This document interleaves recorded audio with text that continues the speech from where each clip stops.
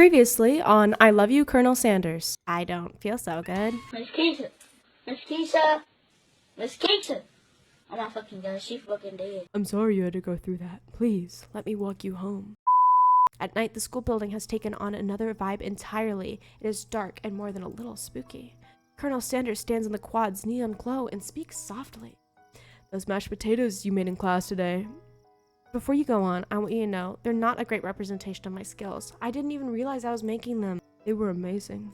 Tasting them, it reminded me why I became so passionate about food to begin with.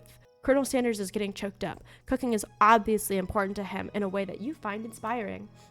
Now might be the perfect time to tell him that you're developing feelings for him. Colonel Sanders? Yes? There's something I need to tell you. Hold it right there. There's something I need to tell you first. Oh, jeez. You see, when I was just a boy, I had a dream that one day I would be the greatest chef the world has ever seen. And ever since that day, I've been working towards that dream day and night, never stopping, never resting, also lifting a lot of weights, like so many weights. We should follow our dreams with all of our hearts, and that our souls may grant them like wishes floating on a shooting star. Hey, no, shut up! I'm the one who has to say inspirational stuff and be the star of our story. Are we forgetting that your cooking literally killed a guy? You can't prove that! I also saw you killed that guy. What was his name? Somewhere in the distance, you hear a long, sad sigh.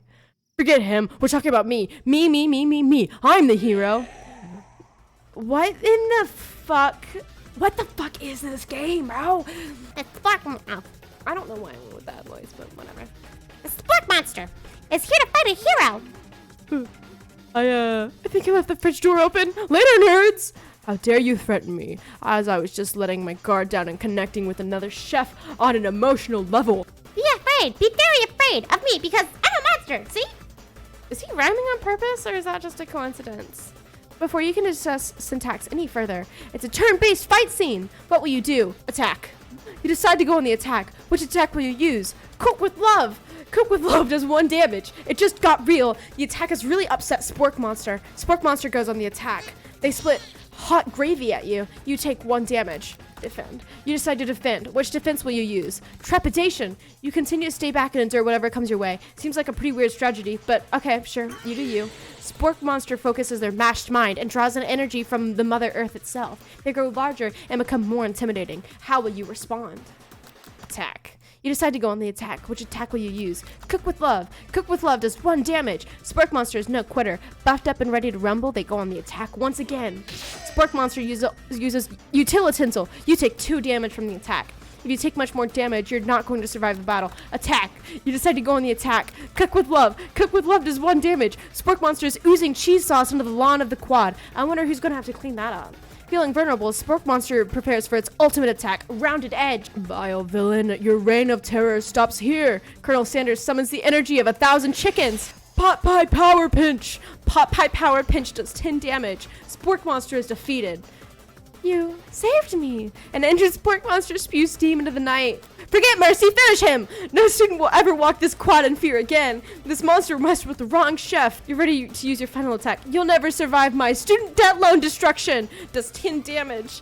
Spork Monster is completely vaporized. Colonel Sanders looks on in awe. You continue to surprise me.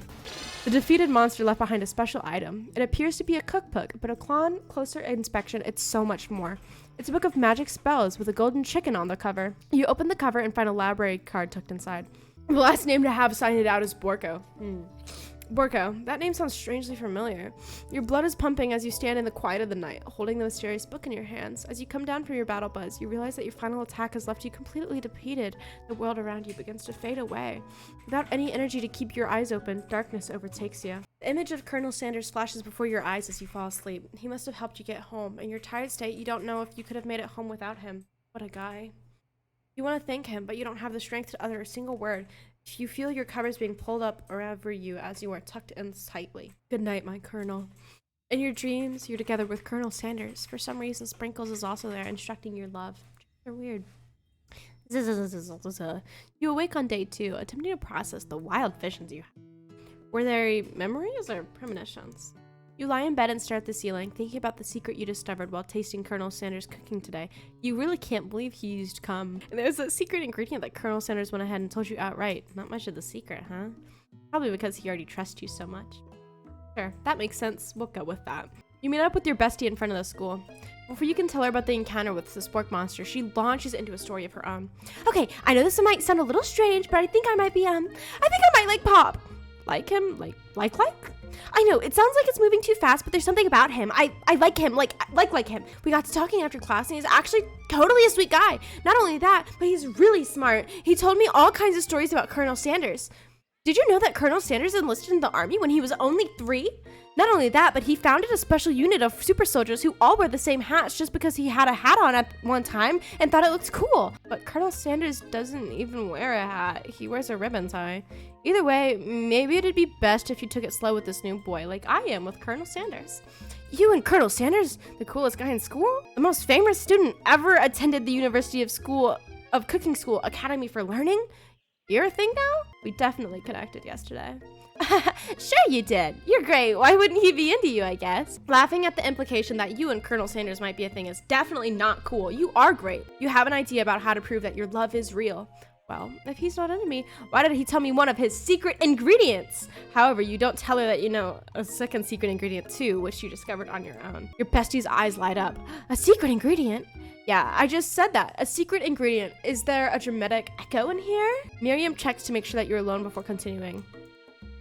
So this summer, while I was on vacation with my family, a lovely man approached me in the botanical garden where I was wandering. He told me all about his passion for spices, secret spices. This man even gave me some to show me what he meant. He said it was a powder created from a super duper rare dried flower petals, and that if I did him a big favor, I could have some of my own. Please, Miriam, don't tell me.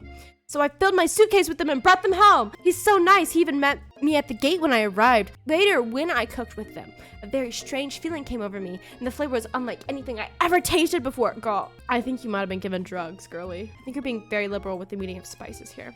Whatever, anyhow, we both share an interest in cooking, so we've stayed in touch, you know, like pen pals. I bet he would love to know more about new spices. Well, I'm definitely not supposed to share Colonel Sanders' secret recipe, and besides, I only know the one ingredient. I doubt it'd be much use to anyone. Please, please, please, please! It would mean the world to me! No one has to know it came from you or from Colonel Sanders. What do you think? Should you protect Colonel Sanders' secret or share it with your bestie? Or make up a fake ingredient? You quickly think of a fake ingredient name. I don't know, how about... It was Eye of Newt. I know, sounds like some kind of witch's potion, but what can you do? Eye of Newt? How? Her eyes light up imagining such a thing, and you figure out that you've satisfied her curiosity and she'll move on. However, she immediately turns around and does some thumb typing on her phone that you can't quite see. That's probably not good. Before you can ask her to confirm that she was definitely not texting secrets to other people, you're interrupted. A wind rushes in. Cherry blossom petals fill the air. Why does the horse got those eyelashes? Colonel Sanders, he's arriving at school. Stand back and admire his majestic glory. Colonel Sanders' horse is truly a thing of beauty. Without ever acknowledging that he's being watched, he does a short horse dance before dismounting with a flourish. Then he slaps the beautiful creature gently on its rear, sending it free into the countryside. You are so struck by the sight of him that you lose the ability to speak coherently. Oh, I didn't realize anyone was watching. Don't worry, he knows his way home. You attempt to compliment Colonel Sanders, but the words don't come out exactly right. What a horseful beaut you have. I mean, what a horseful beaut you have. Dang it, that's what I just said. Pick a good friend. Miriam attempts to cover for you. Oh, she just gets really nervous around people they like. What? That is not helping. I mean, they got food poisoning and up all night. It was gruesome. You should have seen it. She gives you a wink and a smile as if to say, situation handled. Can't blame a girl for trying. And with that, Colonel Sanders disappears into the school, leaving you and Miriam to follow. When you enter the classroom, you see your two rivals, Ashley and Van Van, are doing something bad. By the way they're hiding, you know it must be really bad. Like counterfeiting recipes bad, experimenting with restricted ingredients bad, summoning a demon bad. You try to get a peek over Van Van's hulking shoulder, but he sees you coming. Whoa there, little one. I'm not sure you're ready to handle this. Why don't you make like a bee and mind your own wax, honey? Actually, if you're not interested in them, but try to get a closer look. You sit near the rivals, but leave your back turned to them. You even hear Van Van mutter something that sounds a bit like a magic spell. However, he notices you eavesdropping. You try to cover your tracks and improvise an excuse. It's time for class. You're distracting the rest of us who want to learn. Now you've upset them. Oh, and you're the emperor of cooking, are you? You make the rules? I'm not sure you'd know a good meal if it ate you. Being the best chef in the world takes more than just culinary skills. It takes creativity. It takes panache. And it doesn't hurt to use a little evil. You finally get a look at what they were hiding, and you instantly recognize that it's a book, just like the one you found after your encounter with Spork Monster. That's the same book I found last night in the quad. Ashley immediately elbows Van Van, who tries to hide the book behind his back. I don't know what you're talking about. This book is a family heirloom and its contents are secret. You notice they haven't just been studying the book. They've got Pop pinned to the wall and they're tossing potato skins at him as he tries to catch them in his mouth. We're playing. Before you can dig in any further, you're interrupted by the arrival of one of more students. It's almost time for class. Beep beep. Clank must be running late. He's in such a hurry that he rolls right over to Van's meaty foot. Hey, watch it, you bucket of bolts. Watch how you talk to him. He didn't do anything. Bears, womp. Who do you think you're talking to? I've never heard such language, not even from a stand mixer. Womp womp. No, your mother was a stand mixer. Van Van jumps to attack Clank, but Clank shocks Van Van, sending him flying across the room. Protect me, Colonel Sanders. These crazy men are about to come to blows. I think it must be over for me.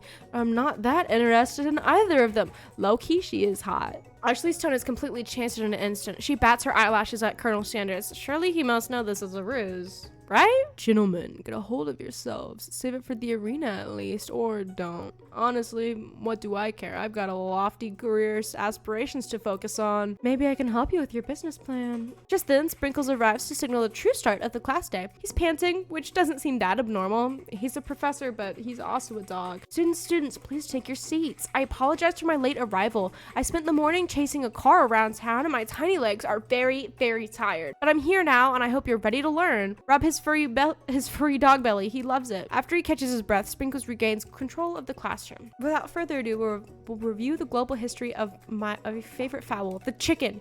You want to pay attention to the lesson. Truly, you do. Which is why in 1776, at the signing of the Declaration of Independence, it was a chicken who first signed their name. But you can't help but daydream about Colonel Sanders, and you miss most of the important parts. When you come to, Sprinkles is holding a tray of food in front of you. Naturally, this appears to you to be a simple platter. Which item do you want to sample? A simmering pepper. The brightly colored pepper stands out to you from the other items. It sparkles in the most eye-catching ways. Naturally, you reach out, grab it, and eat it right away. However, your body is not prepared for the heat. The pepper hasn't triggered an intense spice hallucination.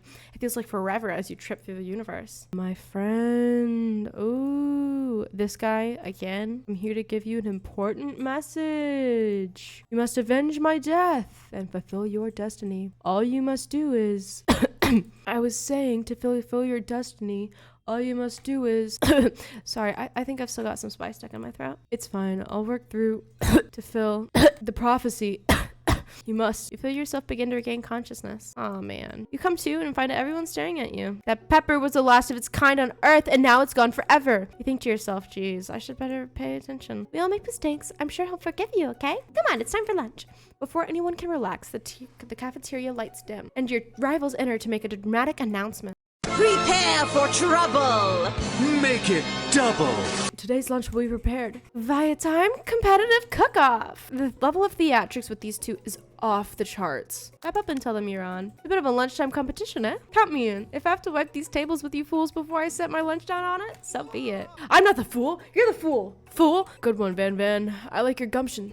I'll be watching your performance. Just as things reach a boiling point, Sprinkles steps in. Surely he'll put a stop to this madness. Now, students, please settle down. This is a lunchroom, not a sportsing court. Finally, a little sense. You breathe a sigh of relief. At least not until we turn on the timer. Just then, a huge light blasts in your face, flashing the words, timer ready. That's what I'm talking about. Aroo! I stand corrected. The hard way builds solidly a foundation of confidence that cannot be swept away. And with that original quote by me, in case anyone was wondering, I hope it's a message that lifts you to victory. Like a diamond, I was formed under pressure, and now it is my chance to shine. I will defeat you myself. You had his chicken, and you made mashed potatoes and gravy on day one, and you're feeling like you can really impress him again here. It's time to boil some water for potatoes. Think fast. If the timer runs down, you'll be forced to pick randomly. That was wrong? No, god damn it. 11. Yep. I believe in you. He's actually cheering you on, which would be awesome, except knowing he's watching you makes you totally forget what you're doing. Now, all you can think about is Colonel Sanders. You are stranded on a desert island with only one dessert cookbook. Which do you take? What a hunk! Oh my god! You know what? Shouldn't you be focused on the challenge? You're falling behind. What does that have to do with crafting spectacular fried chicken and delicate baked biscuits? Woof woof! You're really struggling to keep up. At the next station over, Ashley's already begun plating elements of her dish. It's colorful and complex. To make up time, you toss your biscuit dough into a stand mixer. As you do, the crowd gasps. Yikes! I know you love nothing more than seeing a fellow appliance utilized in the kitchen battle, but sometimes that means sacrificing the personal touch. You might not have any hands, but Chef does, and a good chef needs to be touching the dough to know when it's properly mixed. There's an easy way and a hard way. You don't get far by going the easy way. When you hear everyone talking, you realize how serious your error was. You immediately shove your hand in the mixer to rescue your dough before it's overmixed. No! But you're not fast enough and your hand gets stuck. It's immediately crushed by the quickly spinning beaters. No way you'll be able to use that hand for the rest of the match. Colonel Sanders shakes his head in shame. What you often find is that the easy way can turn out much, much more difficult. Everyone stop what you're doing right now. The battle is over. It can't be. I was so close to finishing my disc. Sweetheart, look at your hand. You simply can't go on. Oh, that's too bad. And here I am with the completed dish ready to serve. Surely that makes me the winner by default. No, it wouldn't be fair to compare the two on account of Shad's injury. You see Sprinkles begin to lick his doggy chops as he locks onto the dish. But I suppose you should at least tell us what you've prepared. Well, because I'm the sweetest, I skip straight to dessert. Under this white chocolate dome, you'll find a right array of delights, taking you on a journey of flavor that tastes good and tells you a story of excellence. I was going to ask Shad to do the honor, but since you're injured, I'm afraid that pouring this creamer of hot chocolate sauce might be a bit too difficult. Colonel Sanders, if you wouldn't mind lending me your strong, steady hand. Colonel Sanders pours the hot chocolate sauce on top of the dome, causing it to melt away, revealing the ingredients hidden within inside. Inside, you find a delicate fried cheese croquette on top of a slice of honeycomb, ice cream 2 ways, tender nougat, I don't know how to say that word, I probably said it wrong, and pearls of blueberry gelée. Colonel Sanders seems to be intrigued, but perhaps not impressed as he dips his finger into the chocolate sauce. Simplicity isn't your strong suit, is it, Ashley? Oh, yeah. As he places a sauce-covered finger to his lips, Ashley leans over and whispers something in his ear. A dab of sauce sticks to his mustache. To put ourselves between them. You reach out with your apron to wipe off the sauce off his glistening face. Colonel Sanders recoils and brushes you back. This goatee isn't just a fashion statement. It's also functional. I was saving that flavor for later. Try again. Yeah, let's internalize the rage I feel. Your rage burns so intensely within your eyes that they burst into flames. The flames cause your eyebrows to catch fire and turn to ash, and they fall off your face, which means people would have a hard time understanding your emotions for the rest of the semester. Perhaps forever. Embarrassed and ashamed by your poor performance, not to mention your crispy fried brow, you run for the quad to be alone. The beautiful water feels like an insult. Inside of you, a storm rages. Next time on Dragon Ball Z. It's Colonel Sanders. He's probably here to tell you that he and Ashley are in love and have decided to get married.